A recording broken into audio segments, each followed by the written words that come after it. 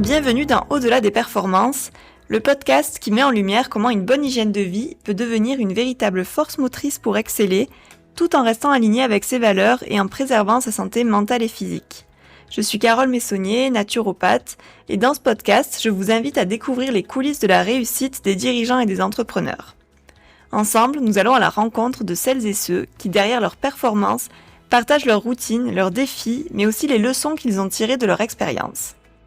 Un nouvel épisode vous attend tous les 15 jours pour explorer comment ils traversent les périodes où leur bien-être est mis à rude épreuve et ce qui leur permet de rebondir tout en restant alignés avec eux-mêmes. Aujourd'hui, je reçois Amélie Caillot, chef de projet informatique dans le monde du luxe. Dans cet épisode, on parle des conséquences d'un environnement professionnel très exigeant où la performance devient une norme, parfois au détriment de la santé, du corps et de l'estime de soi. Trouver sa place, poser ses limites, prendre soin de soi dans un système qui valorise le toujours plus, un échange sincère et percutant où Amélie partage avec justesse son vécu. Bonne écoute. Hello Amélie. Hello.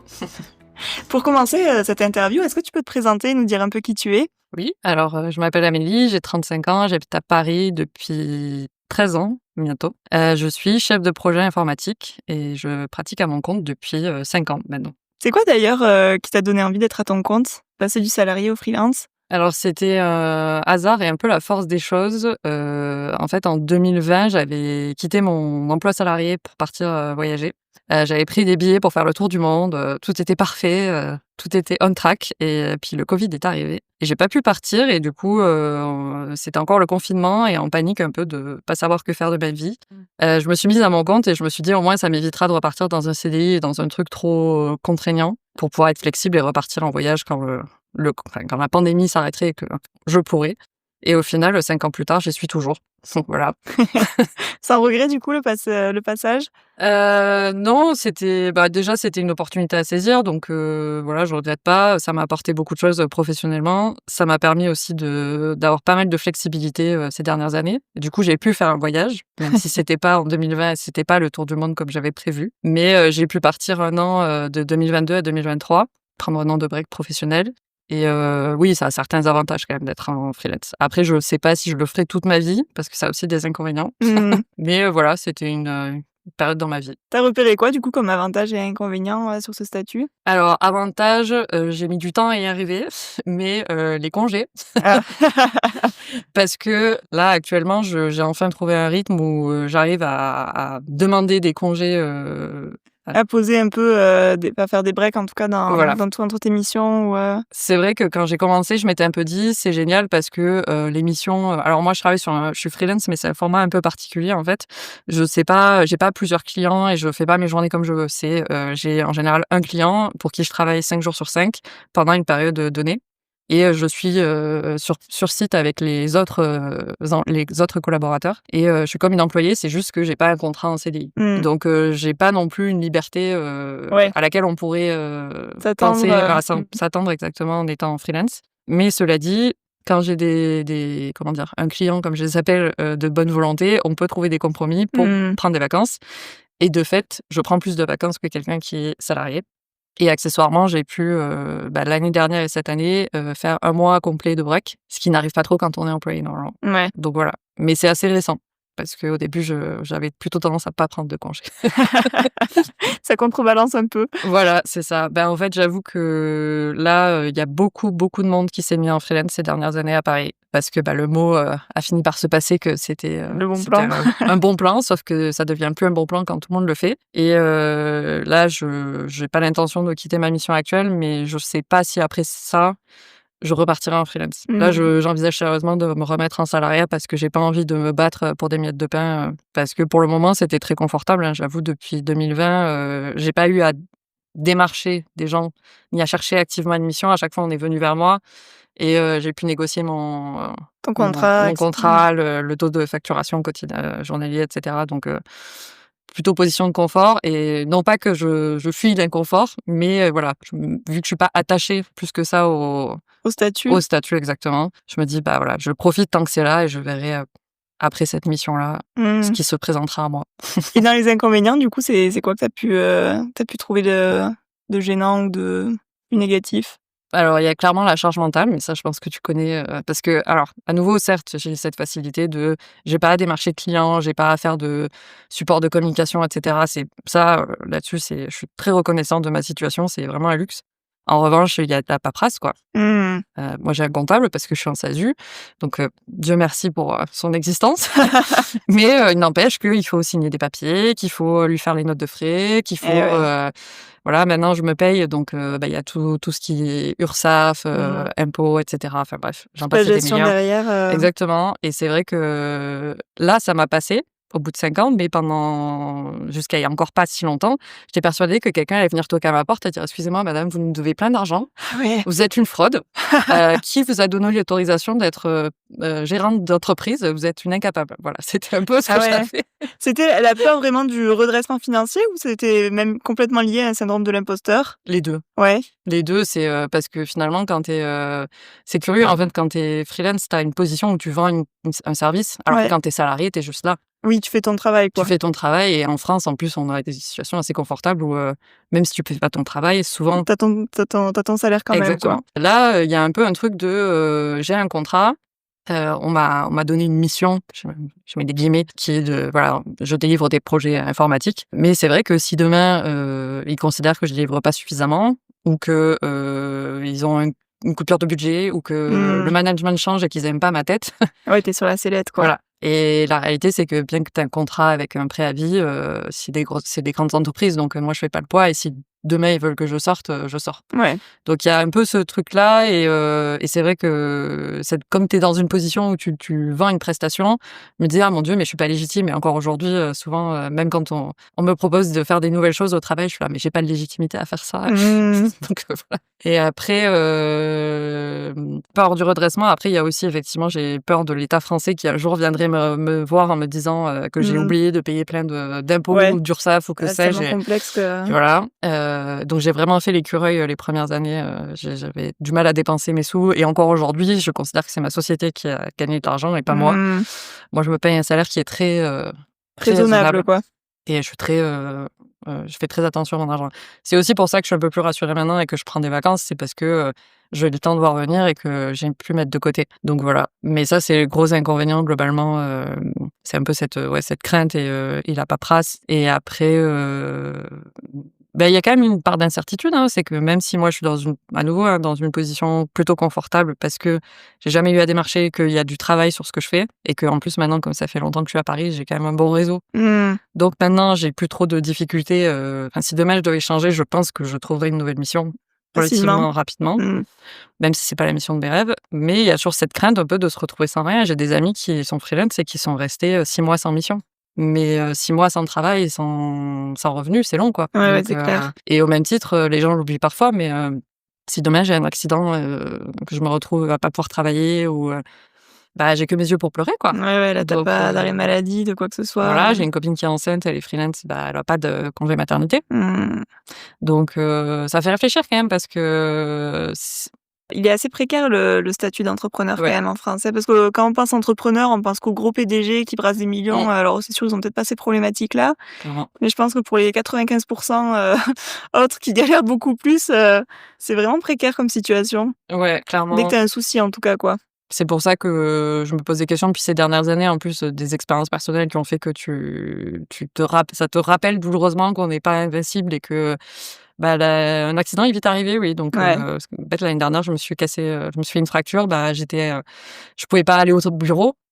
Heureusement que, la boîte pour laquelle je travaille, ils étaient très compréhensifs et qui m'ont dit: «Mais reste en télétravail le temps qu'il faut», Mmh. parce qu'en béquille, prendre le métro à Paris, c'est impossible. Ouais, Enfin, c'est c'est galère, quoi. voilà. Heureusement, ils ont été sympas et voilà, ça a pas été un problème, mais direct, je me suis dit: «Oh mon Dieu, mais si j'avais pas pu aller au bureau et que j'avais Mmh. perdu ma mission», Comment je vais faire? voilà. Donc tu as intérêt à être solide, financièrement et à avoir un peu anticipé, quoi. Donc Mmh. voilà. Et du coup, cette fracture, elle a été, je sais pas si c'est le début ou la fin de beaucoup de choses, je sais pas comment tu l'as vécu, dans quel ordre? Les 2, les 2. Effectivement, c'était un peu, la «cerise sur le gâteau» entre guillemets, négatif de 6 mois qui ont été très longs et très compliqués. J'ai appris que j'avais donc un syndrome de REDS, ça s'appelle.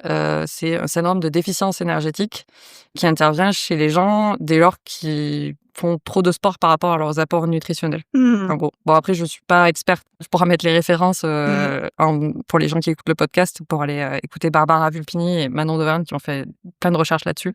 En gros, c'est, tu pas besoin d'être un athlète de haut niveau ou de faire, du sport à l'extrême tous les jours. C'est vraiment dès lors que tu fais un tout petit peu trop par rapport à ce que tu consommes en alimentation et là, ton corps rentre en économie d'énergie et du coup, il y a plein de symptômes, notamment, de la fatigue chronique. Donc tu es épuisé, mais il y a aussi des troubles du sommeil, donc tu es épuisé, mais tu ne dors pas ou tu dors très mal et tu n'es jamais reposé. Troubles digestifs, irritabilité, troubles de l'humeur et puis c'est un cercle vicieux, quoi. Donc voilà et la fracture finalement, c'était vraiment, en gros, l'apothéose que Et ouais, le de bouquet du final, syndrome quoi. exactement et là, c'est vraiment mon corps qui me disait, «Stop, il faut s'arrêter», quoi. Que je n'ai pas trop écouté, j'avoue, pendant les 6 mois parce que j'ai continué à aller travailler et c'était une période compliquée, j'avoue, parce que j'ai cumulé, je m'étais inscrite pour le marathon de Paris, donc je faisais une prépa marathon, ce qui est très exigeant, Mmh. physiquement et en parallèle au travail, il y avait un contexte particulier où ma responsable était en congé maternité et il y avait beaucoup de projets et du coup, je me suis retrouvée à faire vraiment, 2 fois plus de boulot, voilà. Clairement, c'était, surcharge et en fait, c'est, implosion. Cocotte minute, et c'était une accumulation de tout et du coup, clairement, c'était un burn-out, physique finalement, mais qui était une accumulation de un peu tout en même temps, quoi. ouais, ouais. Donc épuisement physique, oui, pas lié au travail, au sport, et à l'alimentation qui suivait pas forcément Exactement. derrière, et je me souviens plus la fracture, elle a été, c'est ce qui t'a permis d'être diagnostiquée avec ce syndrome de Rett ou tu l'as su, avant d'avoir la fracture? Non, c'est la fracture qui a permis ça et c'est pas venu de suite parce que j'ai eu un peu d'errance médicale, après la fracture où, déjà le jour J, j'ai constaté la fracture en courant. C'est-à-dire que je suis partie courir pour ce qu'on appelle une sortie longue, donc je partais pour 2h45 de course à Mmh. pied et j'avais une douleur, nouvelle, enfin bref et qui s'est intensifiée jusqu'au point où je pouvais plus marcher. Mais, dès que je m'arrêtais de marcher, ça s'arrêtait. Donc c'était vraiment bizarre. Je marche ou je cours, ça fait mal. Je m'arrête, ça fait plus mal. Donc je suis: «Ah mais qu'est-ce que c'est?» Je me suis froissé un muscle ou j'en sais rien ou un claquage, je savais pas trop. Du coup, j'ai pris rendez-vous en urgence chez le médecin. Elle m'a dit que j'avais une contracture musculaire à l'adducteur et sauf que ça passait pas, j'avais mal, je pouvais pas poser le pied, je pouvais pas mettre mes chaussures, je pouvais pas enfiler de pantalon, je dormais pas. Donc on m'a conseillé d'aller chez un kiné du sport, qui m'a fait un bilan qui a duré 1 heure et il m'a assise et il m'a dit: «Bah, je pense que vous avez une fracture de fatigue et au bassin». J'étais là: «Mais comment ça, une fracture au bassin?» Enfin, ça Ouais, m'a je suis pas tombée, je suis ouais pas et puis une fracture, tu te dis: «Mais ouais, que ça m'a semblé lunaire». Encore quand j'y repense, j'arrivais pas à le croire. Puis là, je me suis mise à pleurer parce que ça voulait dire pas de marathon et puis fracture, c'est grave, hein, on va pas se mentir. Donc au-delà du marathon, ça veut dire, ouais, beaucoup de contraintes au quotidien, quoi. exactement et puis à nouveau, Paris, c'est pas une ville qui est friendly, quand on est en béquille, quoi, donc voilà et il m'a dit d'aller voir en urgence un médecin du sport et qu'il allait me prescrire un IRM parce que les fractures de fatigue de ce type-là, elles ne se voient pas à la radio. Donc faut pas enfin, ce qui est terrible, c'est que je me dis: «Si j'avais été aux urgences ou voilà, de voir un Ouais. médecin pas spécialisé, j'aurais continué à errer, en fait, pendant potentiellement des semaines». Donc ce kiné m'a sauvé la vie, et le médecin du sport m'a confirmé direct, fracture de fatigue au bassin, donc à la branche iliaque, pour être précis, et c'est à la fois courant chez les coureurs et à la fois pas courant dans le sens où, ils m'ont clairement dit que j'étais pas l'ennemi morte, quoi, pour, me Mmh. faire une fracture comme ça, voilà. Parce que souvent les gens qui préparent les marathons, ils se font des fractures de fatigue, ou de stress ou au pied ou au tibia, parce que c'est les impacts en gros, moi le bassin c'était, le Ouais. cran au-dessus, quoi. On m'a dit, franchement chapeau. Bravo, premier Super. essai, bonne réussite, quoi. Exactement. Donc là j'en ris, mais bien sûr c'était pas drôle du tout. Du coup c'était, béquille et bah, j'ai porté les béquilles pendant presque 4 mois Ah en ouais, quand moyenne même. et j'ai fait, 6 mois de rééducation, un peu plus et j'ai eu des douleurs qui ont perduré pendant, ouais, presque 6 mois. Mmh. Donc ouais, c'était dur et là je continue encore la kiné parce que j'ai repris la course à pied et que j'essaye de faire les choses bien cette fois. Mais ça a été très dur moralement et puis, bah, ouais, vivre avec des béquilles, avec la douleur, et surtout moi qui suis un peu hyperactive, être ralentie physiquement, Eh oui, tu pas eu le choix. non, c'était dur et quand tu passes de prépa marathon où tu fais du sport tous les jours à haute intensité à, je fais plus de sport du tout, je suis enfermée chez moi parce que je peux pas marcher, Ah ouais. tu prends un gros coup sur la tête, quoi. Est-ce que, cette situation, ça t'a permis de te mettre un peu en face à des choses que tu étais pas prête à voir et le fait de ralentir, bah, tu te prends un peu le mur, dans la ouais. Ah oui, clairement. Déjà, tout le monde était, j'allais dire espanté, mais je c'est une expression Surpris? d'ici, je pense. C'est tout le monde était très surpris, que je n'ai pas vu la fracture arriver parce que, normalement, la médecin du sport que j'ai vue m'a dit, il y a des douleurs avant, il y a des douleurs annonciatrices et elle m'a dit: «C'est impossible que vous ne l'ayez pas senti, ne Mmh. l'ayez pas senti» et je dis: «Mais non, vraiment, à part le jour où ça s'est cassé, je n'ai rien senti» et en fait, le constat global, c'est que j'ai juste complètement pas écouté mon corps. J'ai pas écouté ma fatigue, et en réalité, une semaine avant de me faire ma fracture, je me suis mise à saigner du nez au bureau. J'avais tout le temps froid, j'avais tout le temps faim, j'étais Ouais. épuisée, j'étais irritable. En vrai, c'était Avec le vraiment. recul, tu les as repérés, Ah mais quoi? clairement, j'avais des œillères, monumentales et d'ailleurs, c'était, problématique au travail aussi parce que l'irritabilité, c'était vraiment, exacerbé parce que j'ai même eu des soucis avec certains collègues qui m'ont dit, en fait, que j'étais désagréable, enfin, j'en venais à être désagréable avec des collègues Mmh. dans le cadre du travail et on en revient à la situation de freelance où, bah, tu es un peu sur un siège éjectable donc Ouais. voilà. Mais c'était plus fort que moi, en fait. J'étais tellement épuisée à bout de tout que le moindre truc, m'agaçait et je partais dans les tours et bref et j'ai vraiment ignoré tout ça royalement pour aller jusqu'à la fracture et comme, voilà. Après je suis un peu obstinée, on va dire.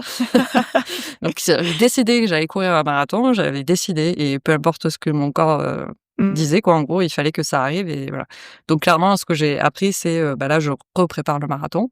C'est dans 2 semaines, cette fois, touche du bois, pas de blessure pour le moment, en revanche, j'ai appris à m'écouter, Mmh. à écouter ma fatigue. Un marathon, c'est très exigeant, c'est pas pour tout le monde Ouais.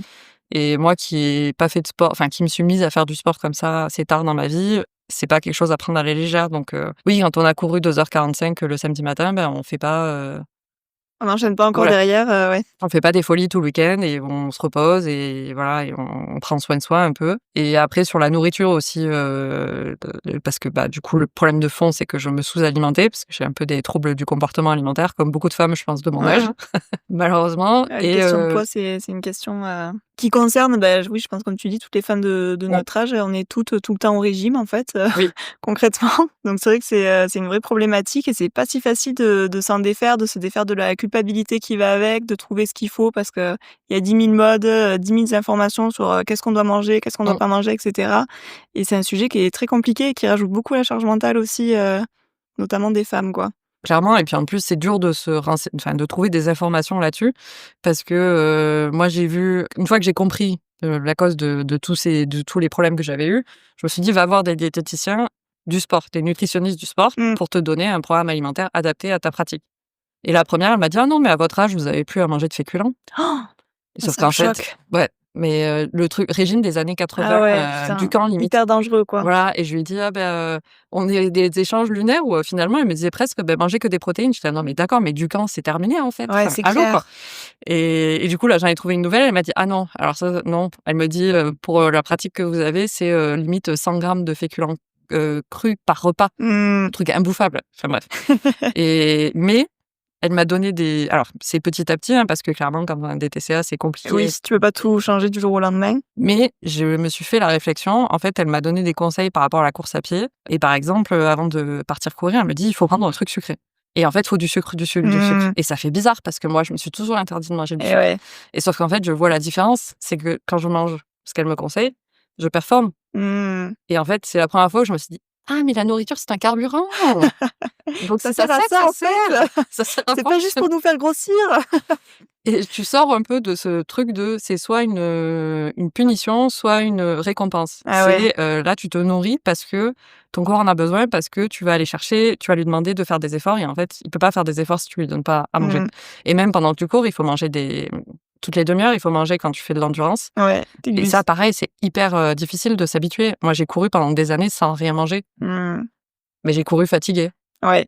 Et j'étais épuisée et voilà et je Ah dis oui, pas que là, je suis pas fatiguée, mais disons que c'est pas du tout les mêmes, sensation ouais, et oui, tu vois directement le lien entre, ce que tu manges et ta performance, c'est fou, hein. limite en direct, quoi. Ah mais vraiment, c'est instantané, j'ai vu ma progression sur la course parce qu'aussi je me suis plus fait accompagner. Il y a plein de raisons, disons que j'ai décidé de le refaire, mais de le refaire comme il faut. Mmh. Mais la nourriture, ouais, c'est fou, quoi et je me dis: «C'est triste, en fait, d'avoir passé». Je te dis pas que j'ai plus de TCA, hein. Typiquement, le marathon, en plus, comme c'est très stressant, ça a tendance à faire gonfler parce que tu fais de la rétention d'eau, tu manges beaucoup de Mmh. glucides, donc c'est un peu là, j'ai pris plusieurs kilos grosse, évolution pour moi. Je me suis dit: «Eh ben tant pis.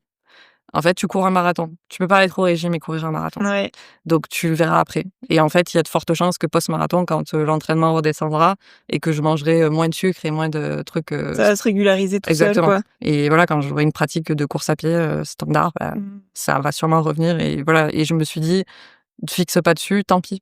Mais je me suis pas privée parce que, j'avais pris du poids parce que en fait, tu peux pas Ouais, marathon, régime, c'est pas compatible. ça marche pas. Voilà, donc je me dis ça, c'est grande victoire.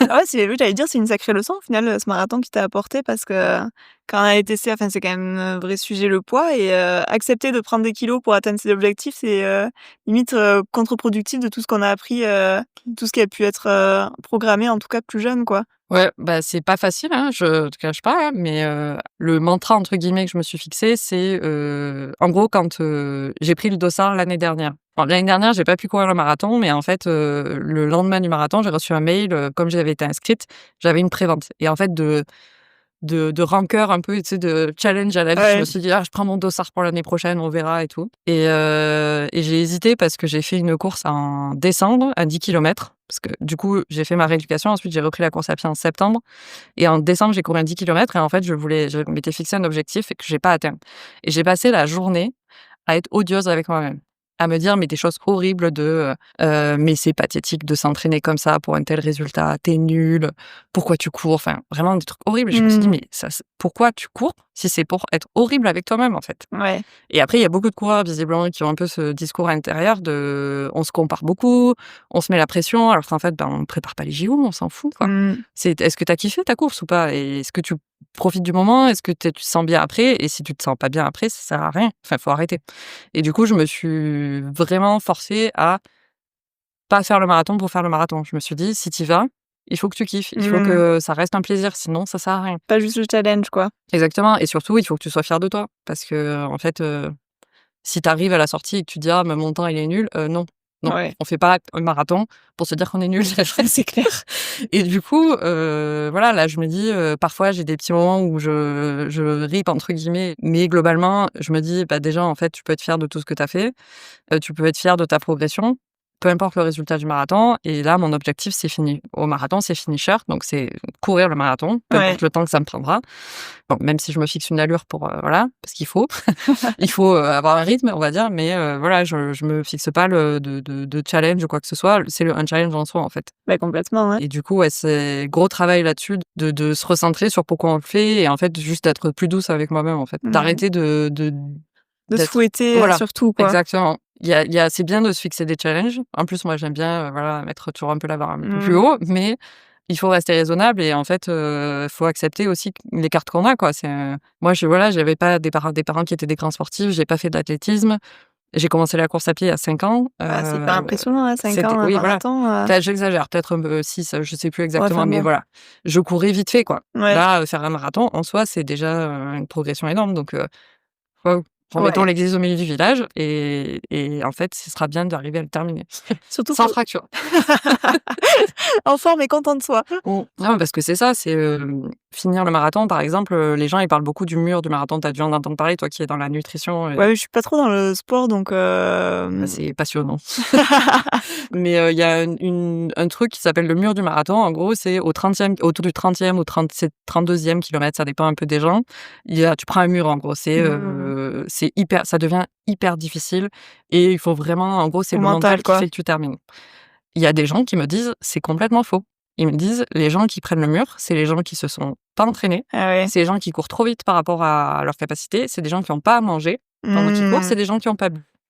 Si tu t'es entraîné, que tu cours à une allure qui est raisonnable, que tu te nourris toutes les 30 minutes, que tu bois, il y a pas de mur. Mmh. Et moi, mon objectif, c'est je dis pas on en reparle dans 2 semaines si je le cours et que je le prends le mur. Voilà, ça m'apprendra l'humilité. Mais bref, on me dit: «Si tu fais comme il faut, il y a pas de sujet, en fait. Tu arrives Ouais. et il y a des gens qui sont très bien à l'arrivée du marathon». Moi, c'est mon objectif et surtout d'être contente et de kiffer et de Ouais. voilà, en plus, on court dans Paris, c'est magnifique.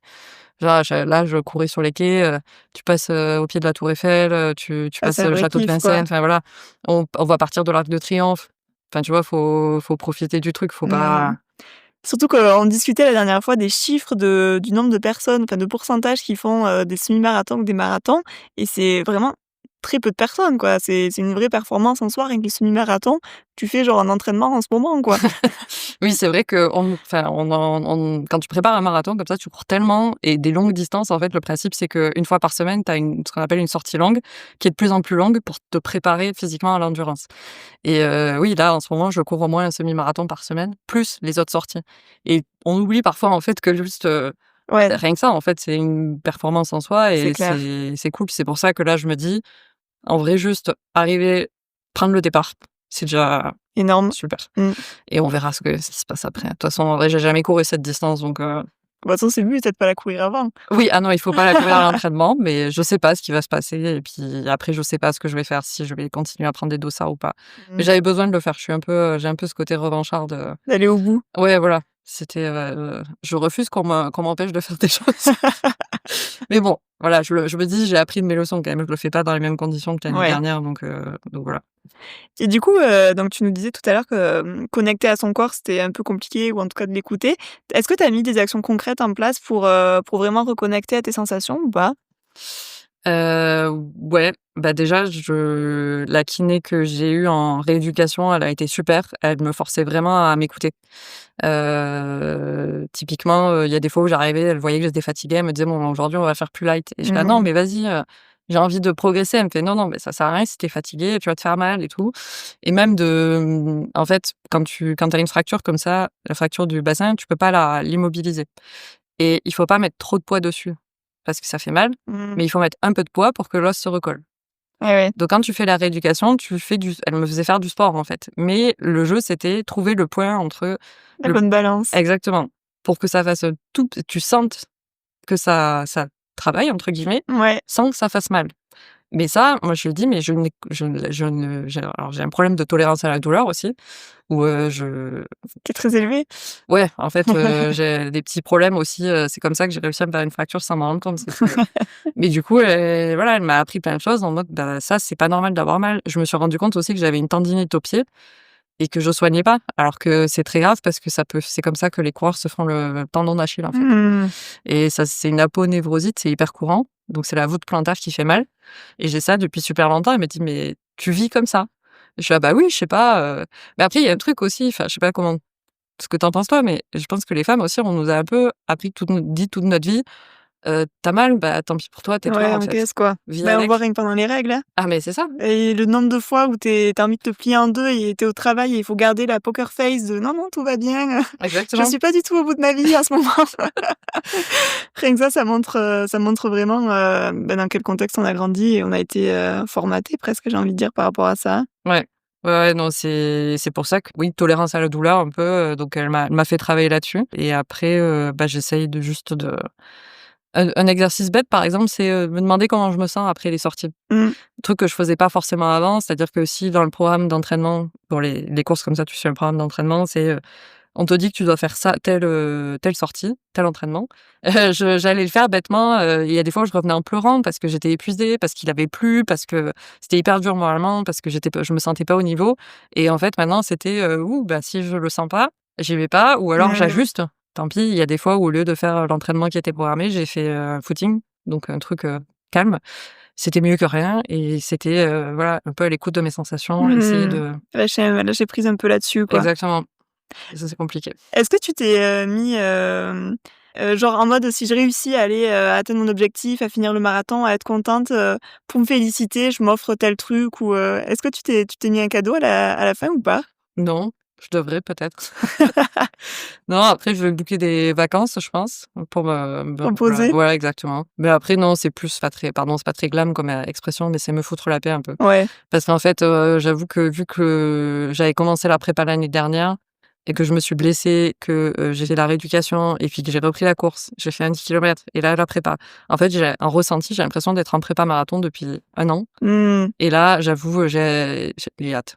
Je profite parce que Ouais. voilà, il faut profiter du moment, mais il y a une part de moi qui a hâte que ça soit passé et d'être un peu «libre» entre guillemets de ça, parce que ça reste une charge mentale en vrai J'ai l'impression parfois ma vie c'était triste avec tous les entraînements, Ouais, à les sessions de caler, sport et tout, c'est compliqué, quoi. Donc d'ailleurs, je pense aussi un truc important, j'ai oublié de mentionner, mais l'écoute de soi, il y a aussi, et du coup, je rétropédale sur le syndrome de Rett. Un gros symptôme que j'ai oublié de mentionner, c'est l'aménorrhée ouais. et du coup, ça, je surveille beaucoup plus, mon cycle aussi. Mmh. Juste, un point de vigilance, qu'on n'a pas forcément et typiquement, il y a encore aujourd'hui, je pense, il y a des médecins qui vont dire: «Ah bah, tant mieux, limite, Ouais, si vous c'est avez plus vos normal, quoi. règles, Enfin, c'est ça». bien, quoi. Ouais, voilà, ça vous soulage, en vrai, c'est une Ah charge ouais. mentale en moins, alors que non, c'est très grave et l'un des symptômes les plus graves du syndrome de Rett, parce que si ça perdure, si ça persiste, ben, ça peut vraiment, amener des dérèglements hormonaux qui sont néfastes et qui peuvent, Mmh. rester, en fait. Ouais. Donc ça, c'est un truc que je surveille énormément, en plus de tout le reste et de ma fatigue, et du coup, j'ai fait une, petite boucle. Non, mais c'est intéressant et c'est vrai que, tu vois, quand tu disais d'être beaucoup plus à l'écoute de soi, moi, je le vois même en consultation, notamment dans les accompagnements où, du coup, je suis sur plusieurs mois. À chaque fois, je pose vachement les questions. Peut-être vous avez mis ça en place, comment vous vous sentez? Est-ce que vous avez eu tel truc, qu'est-ce que ça vous a apporté? Et je vois à chaque fois les gens qui réfléchissent parce qu'on prend pas le temps Mmh. quand on met en place des nouvelles choses dans sa vie, de prendre un peu de recul et de se demander vraiment: «Attends, comment je me sens? Est-ce que ça me fait du bien? Est-ce que ça me fait pas du bien?» On a tendance à donner un peu ce pouvoir, aux thérapeutes, aux médecins, aux Mmh. personnes qui nous accompagnent. Alors que moi, j'insiste vraiment en disant, attention quoi, ce qui compte, c'est pas ce que je dis, c'est comment vous vous sentez quoi. C'est ça qui prime surtout quoi. Ouais, Je peux dire tous les meilleurs conseils du monde, si, ça vous fait pleurer tous les matins, c'est pas bon quoi, c'est qu'il y a quelque chose qui va pas quoi. l'enfer. Non mais c'est ça, tu vois? Oui, oui, Et oui. et des fois, on est tellement persuadés que, bah, si, c'est ce qu'il faut parce qu'on nous l'a dit, parce qu'on y croit, parce qu'on sait pas, qu'on continue, on continue et en fait, reconnecter, vraiment, se poser la question, en fait, tu vois? C'est un hyper bon conseil que tu as donné. Comment je me sens? Je Mmh. trouve que c'est, quelque chose qui est hyper pertinent et hyper important de remettre pour tous les petits changements, toutes les petites choses qu'on peut mettre dans sa vie, ou même si on ne change rien que se poser la question, en fait: «Tiens, aujourd'hui, comment je me sens? Ah bah, tiens, j'ai fait ça, est-ce que ça m'apporte de la joie?» Est-ce que une des clés du bien-être, je pense, Ouais. de reconnecter à ça. Mais ça, clairement, on prend jamais le temps de le faire, mais parce qu'on nous a pas appris. Ouais, on sait pas, on a Jamais même pas le personne te dit réflexe, en ça. fait. Ouais. Alors qu'en vrai, juste prendre le temps le matin de dire: «Tiens, comment je me sens aujourd'hui?» ou, Mmh. le soir de dire: «Ah, comment je me sens de cette journée?»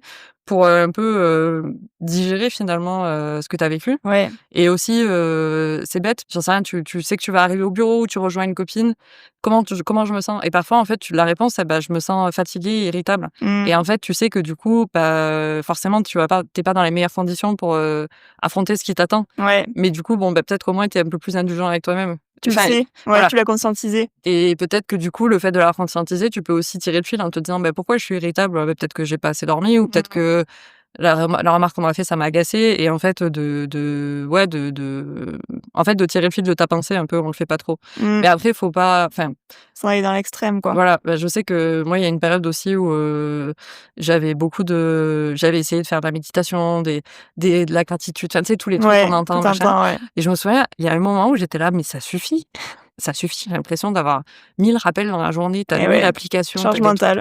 charge mentale. Et je suis là: «Mais ça peut pas devenir une énième injonction, en fait». Ouais. C'est pas l'objectif, c'est juste, en fait, être un peu à l'écoute de ses sensations et de se dire, bah, juste comment je me sens. Et parfois juste, bah, tu es fatigué parce que tu en fais trop ou parce que c'est la période ou parce que voilà, mais d'écouter ça et du coup d'être, ouais, un peu plus doux avec toi-même. Mmh.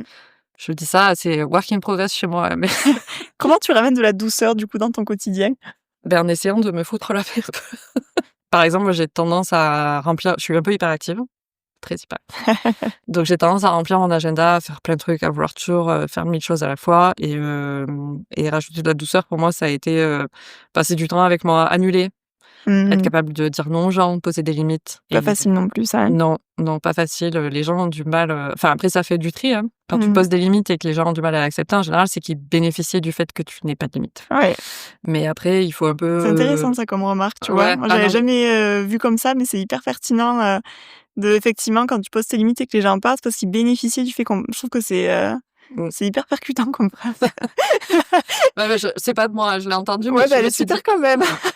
et oui, après, ça fait un peu du tri dans les gens. Et surtout, ça fait du bien parce qu'en fait, on est dans une société, oui, on attend beaucoup de choses de nous et même le Mmh. bien-être, c'est Ouais, c'est une injonction, en fait. complet. Encore, c'est, buvez, tant de litres d'eau, marchez tant de pas, dormez 8 heures, faites du Mmh. sport, mangez sainement, mais ayez une vie sociale et un Mmh. travail. Tu là genre: «Waouh!» En fait, personne n'a cette vie-là. Et il y a un côté aussi où du coup, j'ai l'impression que les gens ont du mal à accepter que tout peut pas être parfait. Enfin, tu vois, c'est 50-50 un peu. Ouais, complètement. Comme ton travail, moi, j'aime ce que je fais, j'aime mes collègues, je trouve ça intéressant, mais il y a des jours où c'est pénible. Mmh. Il y a des jours où les gens m'agacent, il y a des jours où c'est désorganisé, il y a des projets que j'aime pas, mais tout n'est pas parfait et en fait, ouais, c'est un peu faut accepter que c'est pas toujours tout rose. Oui, non, mais que l'hygiène de vie, effectivement, Oui. moi, je trouve que vraiment moi, je me bats contre ça maintenant, que je l'ai clairement identifié. Je me bats contre cette idée, en fait, qu'on te vend, l'équilibre dans l'hygiène de vie, mais sous vision de perfection, quoi. En fait, tant que c'est pas parfait, ah oui, bon, je peux toujours m'améliorer, je peux toujours mieux faire, je peux toujours bien sûr, tu peux toujours, mais Oui. à un moment, c'est pas ça qui compte, quoi. C'est pas d'être, au top du top dans tout. Moi, maintenant, j'aime vraiment bien me poser cette question: «Est-ce que ton hygiène de vie, aujourd'hui, elle te supporte ou elle t'enfonce?»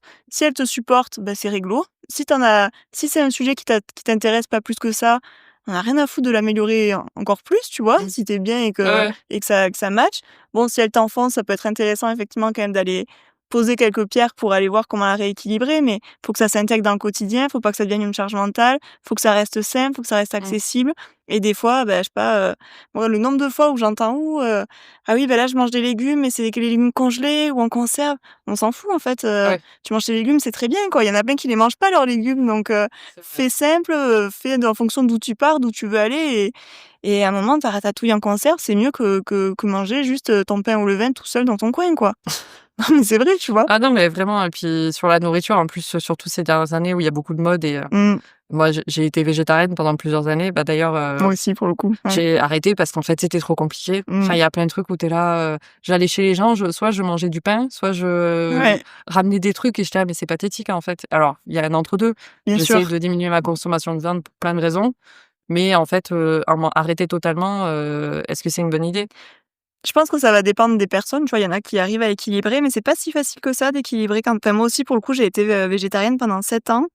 Et je l'ai vu sur moi, tu sais sur quoi je l'ai vu? Je l'ai vu sur ma thyroïde où, alors j'étais pas en hypothyroïdie, mais tu vois, j'ai un petit nodule, donc je fais une fois par an des échos, Ah, en moi aussi. fait. Ah ouais? Critique. Alors tu regarderas si la taille de ta thyroïde a changé ou pas. D'accord, c'est surveillé. Depuis, mais moi, tu vois, j'avais une thyroïde qui était un petit peu grosse, j'avais un petit goitre, en fait et le fait de remanger de la viande, bah, la dernière fois que j'ai fait mon écho, tu vois, mon médecin, il m'a dit: «Ah bah tiens, votre thyroïde, elle a diminué de taille, Ah parce ouais? qu'en fait, elle a plus besoin de grossir pour, produire encore plus, parce que je lui rapporte, assez d'iode, assez de fer, Ah ouais. assez de magnésium et cetera» et j'ai vraiment vu l'impact, physique pour le coup, tu vois, vraiment, dans les examens, quoi donc c'est vrai qu'on entend beaucoup effectivement, c'est très bien de manger végétarien et on n'est pas là pour faire un débat sur quoi que ce soit, mais il faut quand même faire attention, se faire accompagner, surveiller et Mmh. cetera. Mais bon, j'ai envie de te dire, on pourrait le dire pareil de quelqu'un qui mange de la viande et qui fait, absolument pas attention à ce qu'il mange non plus, quoi. Je trouve que le l'intérêt de un des intérêts en tout cas des fois de passer par là, c'est que tu es obligé d'en apprendre, beaucoup plus sur la nutrition et de t'y intéresser Mmh. vraiment, de Oui, c'est comment vrai. équilibrer tes assiettes, de comment compenser, ce que tu apportes pas. Donc il y a un côté, très éducatif mais en tout cas, voilà, ça se fait pas c'est pas juste enlever la viande et le poisson de ses assiettes et tout laisser comme ça, quoi. Ouais. Faut ramener autre chose à un autre moment, quoi. Mais c'est sûr que c'est une charge mentale, quoi. Ouais. On en rajoute toujours et ouais,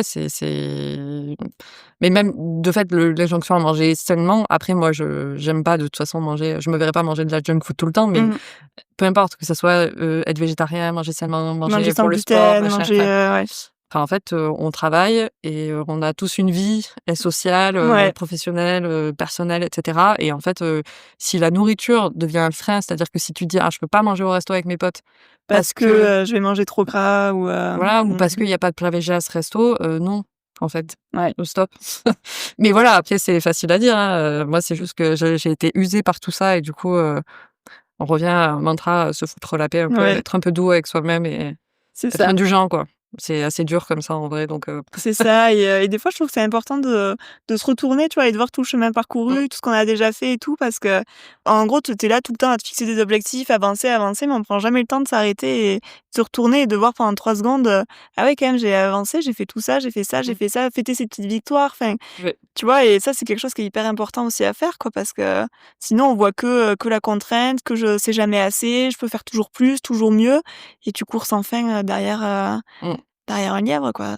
Même sur le même sujet, quand on a préparé cet épisode, tu as soulevé un point important par rapport à l'équilibre pro perso.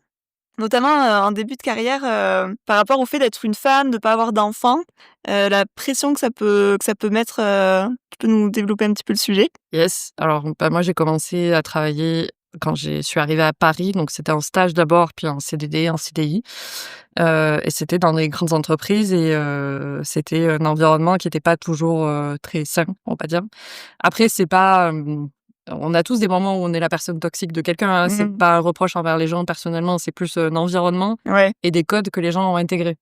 Que moi-même, j'ai eu intégré à une époque, de ma vie et j'essaye de m'en défaire. Mais bref, bah, déjà, on considère un peu que quand tu arrives et que que tu commences ta vie professionnelle, tu es censé faire tes preuves. Donc tu es Mmh. censé un peu, Donner encore plus, quoi. exactement, donner de ta personne, ouais, prendre une surcharge de travail pour prouver, pour apprendre parce que, il faut c'est comme ça qu'on évolue et cetera et il y a un côté un peu où c'est, moi j'ai passé cette étape et en fait, comme moi j'ai subi, Les j'estime que autres, tous les gens qui arrivent derrière moi doivent subir aussi. mmh.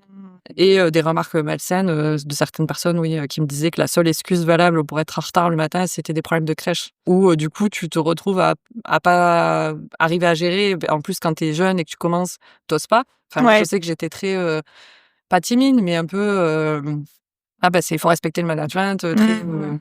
la tê courber les chines en gros et continuer et faire le job, quoi et du coup, j'osais pas trop, rechallenger un peu ce type de précepte, on va dire. Ouais. Du coup, j'en ai payé le prix, quoi, parce que je faisais des horaires à rallonge, je travaillais, tard le soir, je travaillais les week-ends et surtout, c'était la charge mentale. Mais du coup, ça devenait vraiment, toxique. Alors après, il y avait plein d'autres choses qui étaient problématiques dans certains de mes des postes que j'ai pu avoir. Mais oui, j'ai vécu des moments où, je sortais à 22 heures du bureau, je travaillais encore le week-end, Sans c'est cesse, quoi. ouais, ça, j'en suis sortie, parce qu'aujourd'hui, je fais des horaires, tout à fait, raisonnables. Enfin, je travaille de 9 heures à 18 heures. Enfin, grosse maille. Après, s'il y a des urgences ou des Ouais, ouais. sujets, bien évidemment que je travaille, ça m'arrive de travailler un peu plus, sur des horaires un peu plus étendus. Mais globalement, j'ai des horaires, plus, normaux parce Mmh. que je m'y tiens moi-même et que j'ai accepté maintenant que, c'est pas comme ça que ça marche. En gros, c'est pas il y a un peu une culture du présentéisme aussi dans les grandes entreprises où, tu dois être visible.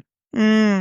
Tu dois être visible et limite, c'est celui qui fait des charrettes, on appelle ça des charrettes, qui reste tard le soir, qui va avoir l'évolution, enfin Ouais, le ouais. poste ou Même s'il fait l'augmentation. des pauses café toute la journée, quoi. Voilà, exactement et ou parfois, c'est des gens qui font pas de pause, hein, mais tu vois, à l'époque où moi je sortais à 22 heures, c'est parce que j'avais trop de travail Ouais.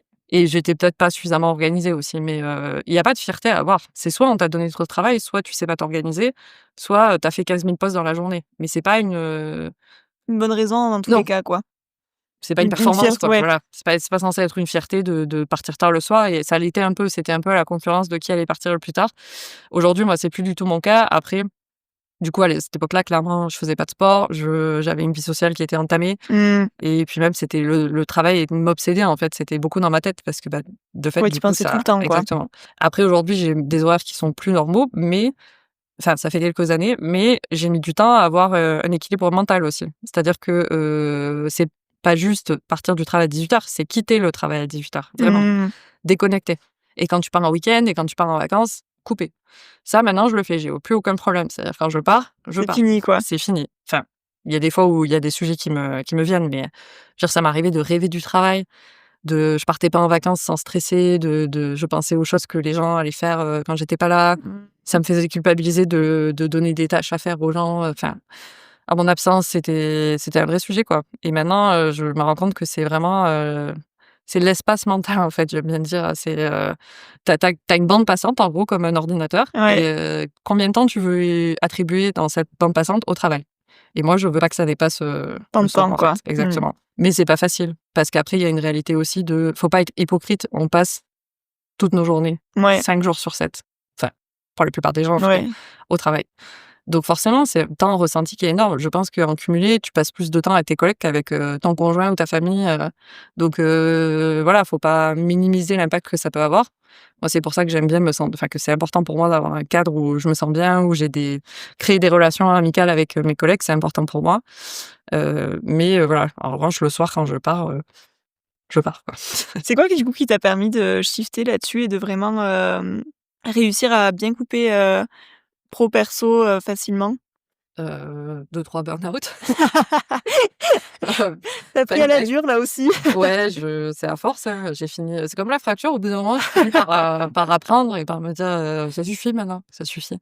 Non, déjà, il y a un peu d'humilité, à force, tu te rends compte que personne n'est vraiment indispensable. Mmh. C'est en réalité, moi, j'ai un peu le syndrome du Saint-Bernard, c'est, la Sherpa, ils appellent ça. J'avais fait une formation de gestion du temps et des priorités et en gros, tu as des profils et moi, je suis la Sherpa, je prends tout le travail, je suis là: «Oui, votez-moi après ça». Ce serait trop bizarre. Ça me fera plaisir. Voilà, donnez-moi plus de travail, je prends, et à absorber et puis aussi parce que je suis curieuse donc s'il y a des tâches un peu, déjà je suis curieuse et perfectionniste. Donc quand je vois des trucs qui sont mal faits ou pas faits, Ouais, j'ai du mal à laisser passer. Et ça maintenant, ça va un peu mieux. J'ai arrêté voilà. Laisser un peu les gens se casser les dents aussi. ouais. Parce que tu as des gens qui travaillent différemment, on va dire et parfois tu vois le problème arriver Mmh. et avant, j'avais tendance à anticiper, à machin, à essayer de voilà et il y a un moment où chacun a ses responsabilités et C'est comme surtout ça qu'on apprend aussi, oui hein. et surtout, on sauve pas des vies. Mmh. Enfin, je travaille dans la mode donc la terre ne s'arrêtera pas de tourner si, un jour il y a un truc qui est pas rendu dans les temps aussi, un problème. Mais c'est compliqué, hein, enfin, je te dis pas qu'il y a des moments où Oui, c'est pas que la tout vie blanc ou est un tout long fleuve noir, quoi. tranquille, Mmh. et typiquement, encore il y a pas si longtemps, j'ai perdu patience et je me suis énervée, je me suis mise à crier, pas directement sur mes collègues, mais à côté d'eux, on va dire.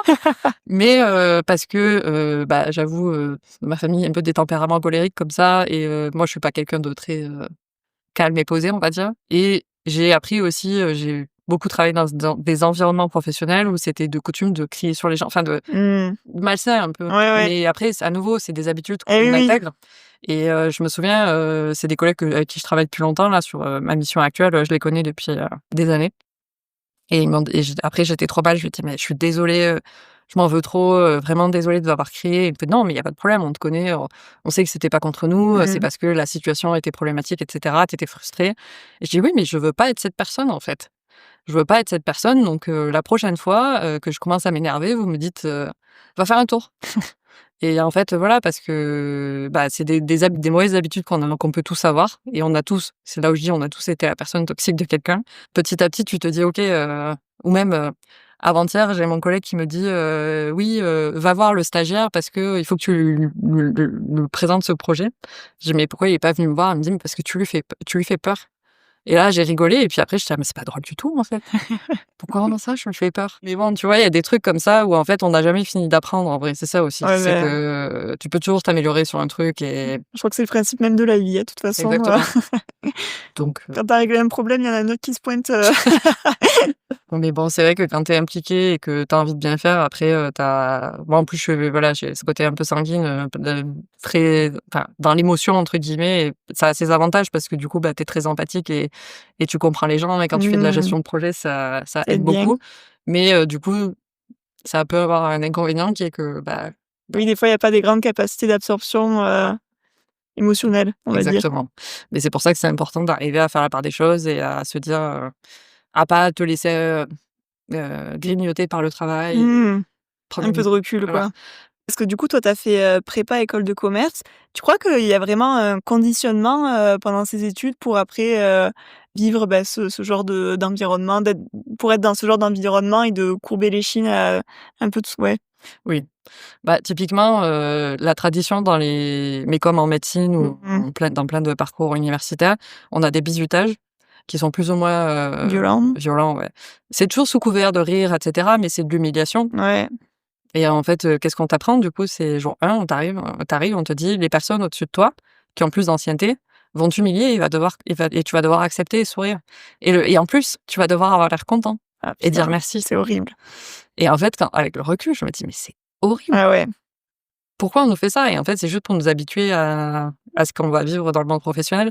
Donc ça, c'est très problématique et il y a clairement, ils nous montent un peu l'ego en «épingle» entre guillemets, Mmh. «Vous êtes l'élite, vous êtes les meilleurs, vous allez arriver sur le marché du travail, vous allez gagner tant par an, ça va être facile pour vous, la belle vie» et cetera. Non. Non, c'est pas vrai. Voilà. Il y a le marché du travail, il y a la réalité et puis on n'est pas meilleur que les autres parce qu'on a fait une école de commerce. Après moi, c'est là aussi où j'ai senti déjà un décalage avec, les gens qui étaient là dans ce parcours avec moi. En prépa, ça allait parce que j'étais dans une petite prépa à Nîmes et je me suis fait des super, potes que je vois encore d'ailleurs, qui sont encore des parmi mes meilleurs amis. Mais, école de commerce, c'était très difficile. J'ai pas adhéré du tout à l'esprit, quoi. C'était pas pour moi, je pense. Mmh. Mais bon, j'ai survécu. Avec succès. Ouais, ça m'a ouvert des portes, donc je vais pas cracher dans la soupe, mais, c'est un univers particulier quand même, hein. Ouais. Et tu vois aujourd'hui, parce que maintenant ça fait 10 ans que tu es dans le monde du travail. Est-ce que tu vois l'évolution des mentalités que ça évolue dans ces milieux-là ou pas spécialement? Un peu, mais ça dépend beaucoup des entreprises. Parce que moi en plus, c'est l'un des avantages d'être freelance depuis 5 ans, c'est que Choisir? j'ai pu changer un Ah. peu de boîte et du coup voir différentes organisations, donc c'était très enrichissant, mais tu vois des choses qui sont parfois très problématiques. Ça dépend clairement des entreprises. Mmh.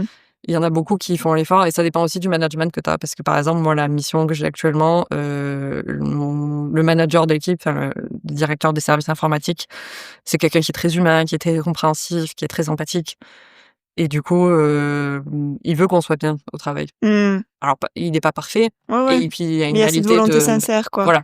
Après il y a une réalité de, une entreprise, il faut que ça fasse du chiffre. Mmh. Un manager, il peut pas augmenter tout le monde tous les ans et nous jeter des bonbons et voilà, ça peut pas être le pays Ouais, des bisounours. bisounours.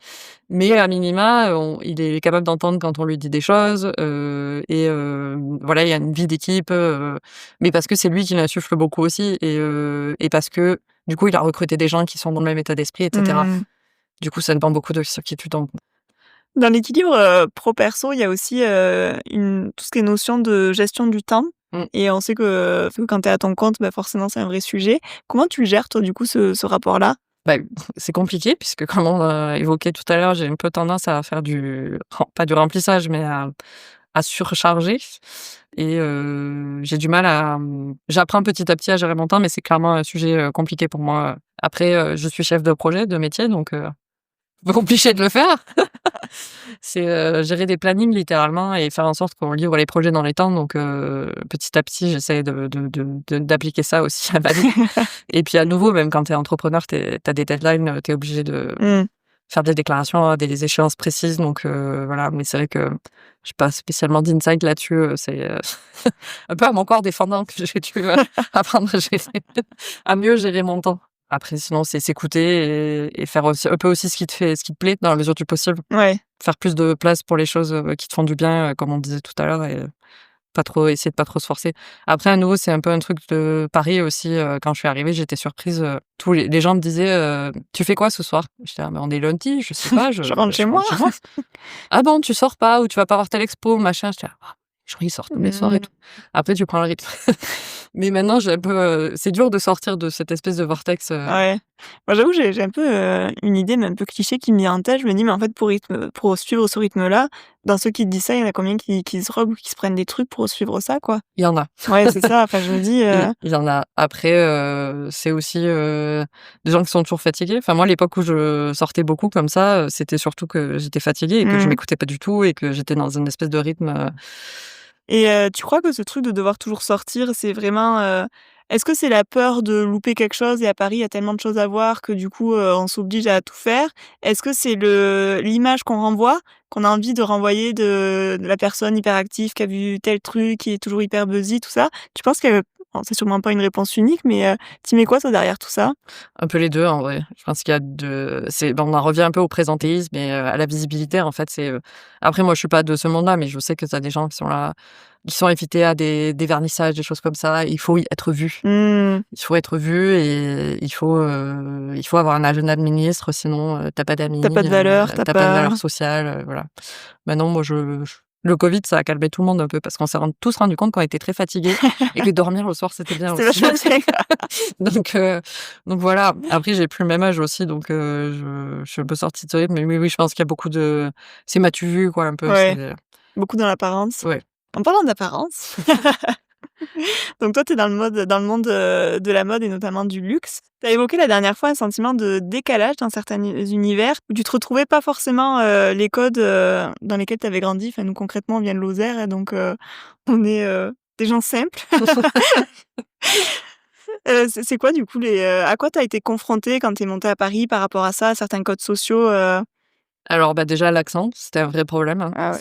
Je l'ai plus trop aujourd'hui, encore que quand je reviens par mimétisme un peu, je le retrouve, mais moquerie, imitation: «Ah, on entend le soleil quand tu parles», Moi, je l'ai enfin, de langue ça en vrai, hein. des clichés, c'est Mmh. terrible. Je l'ai de langue et je suis à Montpellier, je suis dans le sud de la Ouais. France, quoi, hein.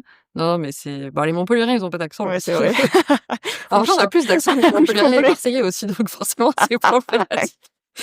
Mais ouais, et les gens, c'était pas malveillant, je pense qu'ils le pensaient sincèrement, mais Mmh. en fait, à force, c'est pénible, quoi. Ouais. Et tu pas envie d'être la fille, sudiste parce que il y a des idées reçues, des clichés qui sont attachés à ça et du coup, bah, c'est, les gens qui font la fête: «Ah bah, tu bois du pastis», Mmh. enfin des Tranquille, trucs, tranquille, oui, voilà, mmh. des clichés, où tu te dis: «Mon Dieu, mais mon Dieu, vraiment, c'est terrible». Donc il y avait l'accent, il y avait, les vêtements. Clairement, j'étais, à côté en termes de style, hein, ça a été, je me suis pris des remarques parfois. Après tu t'habitues un peu, je suis passée par, différentes phases. Tu une phase un peu où tu tu d'imiter, puis Mmh.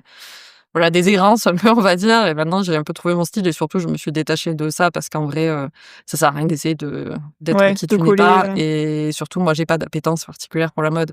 Je suis le plus gros hold-up de la fashion, parce que je travaille pour des marques de mode alors que je ne m'y intéresse pas. Ça m'arrive de sentir des décalages parfois dans certaines discussions, après maintenant j'ai appris à juste me taire et à laisser passer parce que bah, on a tous des appétences différentes. Mmh. Moi, je suis chef de projet informatique. J'ai pas besoin d'être experte et d'être au fait des dernières Ouais, actus de la mode. tendance, ouais. Après, c'est dur quand tu travailles dans ce genre de boîte parce que les gens sont lookés. Enfin, je veux pas rentrer dans les clichés, mais un peu quand même. Mmh. Oui, il y a un peu des gens, la fashion week, quoi. Ils Ouais. arrivent sapés au bureau, tu dis: «Oh mon Dieu, j'ai raté un truc». Après moi, c'est pas mon truc, donc voilà. Mais c'est compliqué et puis surtout parfois, oui, tu as des gens qui vont te le faire sentir, mais c'est des gens pas très classe, donc je me dis, C'est pas grave.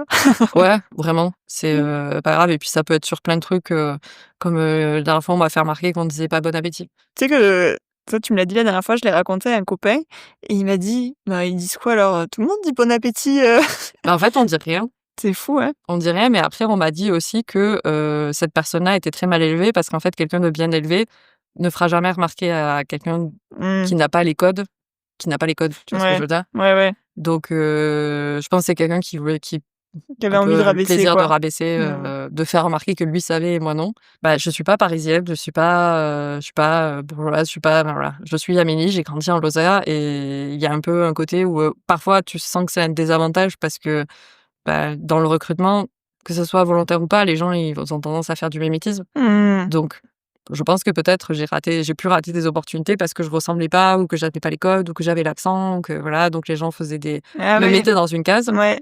Et le problème, c'est qu'une fois que tu es dans la case, c'est dur d'en sortir. Ouais. Et maintenant, je sais que je peux compter sur d'autres choses, quoi. J'ai fait ma place, parce que j'ai fait mes preuves professionnellement, donc Mmh. je sais que, je suis entourée de gens qui ne regardent pas Ouais, les les différences apparences, tous qu'il peut ces y avoir. clichés-là, quoi. Et puis, ouais, comme je t'ai dit, il y a une partie de ma vie où j'ai un peu, essayé d'imiter parce que, bah, c'est dur, parce que en plus, tu es à Paris, ah, tu es la Lozérienne, Mmh. tu es la petite provinciale. Tu rentres en Lozère, ah, beh, la Parisienne. Ah purée, Ah, elle tu se plus la ta place pète, nulle ouais, part, quoi. tu ta place nulle part, enfin, c'est un peu cliché de dire ça, mais c'est un Ouais, vrai c'est ça, ouais. ressenti Mmh. où tu te sens, vraiment, en décalage avec tout le monde. Mmh. Parce qu'il y a aucun endroit où tu peux être, où tu es vraiment considéré comme, Appartenant, exactement. Et maintenant, j'ai fait un peu la paix avec ça, et au contraire, tu vois, à Paris, quand on me dit: «Ah, la provinciale», je dis: «Bah, ouais, je suis lozérienne» et alors? Enfin, en vrai, ça fait partie de mon identité mmh, et tant mieux finalement parce que, bah, du coup, je dois rien à personne et je suis arrivée là où j'en par suis par mes toi-même. propres moyens donc mais c'est dur, hein, d'accepter ça et de dire: «OK, je suis pas parisienne, je suis pas lozérienne, je suis Amélie». Avec un peu de tout dedans. Tu l'as trouvé ta place aujourd'hui? Vaste sujet, je pense ma place actuelle, oui. Après, si jamais tu as l'occasion de lire, Être à sa place de Claire Marin, qui est une philosophe que j'adore. Ouais, Alors attention, c'est pas de la philosophie en mode, ouais, alambiqué, c'est c'est c'est assez un peu de la accessible. réflexion, Mmh. exactement. Pour réfléchir et c'est toute la question en fait, c'est quoi être à sa place? Et j'ai trouvé ça intéressant parce qu'au final la conclusion c'est un peu, bah, ça dépend de toi en fait, c'est un peu le GPS Personnel, quoi. interne quoi. Mmh. C'est est-ce que toi tu te sens aligné en fait finalement? Est-ce que tu es bien là où tu es? Et surtout le fait que ça peut changer en vrai. Oui, une place que tu prends n'est pas définitive, quoi. Exactement. Il y a le fait de prendre sa place, enfin de se sentir à sa place, prendre sa place, Mmh. toi, te sentir bien, et cetera. Et après, pour le moment, oui. Après, je pense que ce sera pas ma place toute ma vie, mais tu vois, je suis partie de Paris et au final, j'en suis revenue alors que je m'étais dit que je voulais partir. Ouais, Et au final, quand j'étais loin, Paris me manquait et du coup, au final, j'aime bien ma vie, pour le moment, telle qu'elle est, parisienne. voilà, de parisienne. Est-ce qu'après 13 ans, j'ai le droit de dire parisienne? Je pense. Ouh, est-ce qu'on fait un sondage? Je sais pas. Ouais.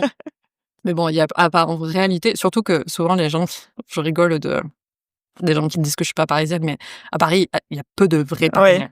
Il y a beaucoup de gens, justement qui sont venus d'ailleurs que Paris Mmh. et pour faire, leur carrière, et cetera. Mais bon, écoute, pour le moment, je m'y sens bien donc C'est tout ce qui compte. oui, voilà. Même si au début, c'est un peu dur, hein. Paris te violente un peu quand tu arrives, ça te rejette la ville te rejette activement Ouais. et si tu tiens le coup, après ça va. Tu le vois à quel niveau? Ah au début, moi j'ai fait mes études à Nîmes, à Bordeaux et à Nottingham en Angleterre. C'est des villes de 200-300 000 habitants à peu près. Donc c'est par rapport à la Lozère, c'est la ville. Ouais. Mais après, il y a Paris et la violence, quoi. Les transports en commun, les gens Mmh. qui te marchent dessus. Je me souviens, la première semaine, je suis tombée dans le métro, les gens me marchaient dessus limite. Personne m'a m'aidait à me C'est relever fou. et j'ai chialé, j'étais là: «Mais c'est quoi cet endroit?» Ce sont les humains. Et puis t'as des gens qui sont très agressifs, t'as des hommes qui sont très agressifs aussi, Physiquement ou les agressions verbalement. sexuelles, Mmh. sexistes, et cetera. Le monde du travail, comme tu évoqué, au début, c'était pas tendre. Ouais.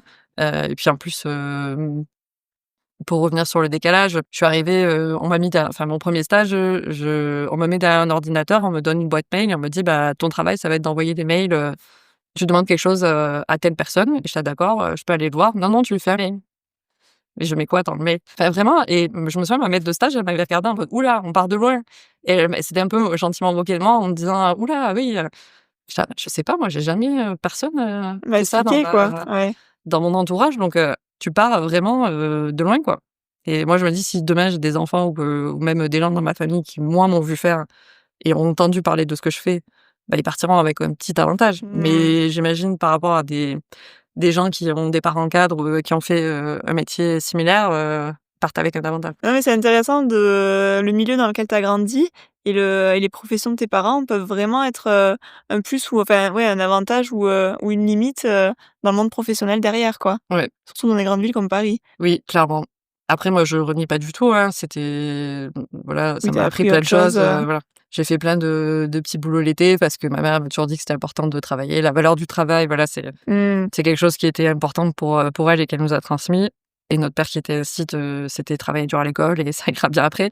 Du coup, ça nous a donné beaucoup de choses, mais clairement je suis partie avec des avantages quand j'ai commencé ma vie professionnelle à Paris et tu vois, maintenant je me dis, en fait, sur plein de choses, c'est un peu 30 un tiers de travail, un tiers de capital Ouais. culturel, social, en gros ce à quoi les cartes qu'on t'a données et un tiers de chance.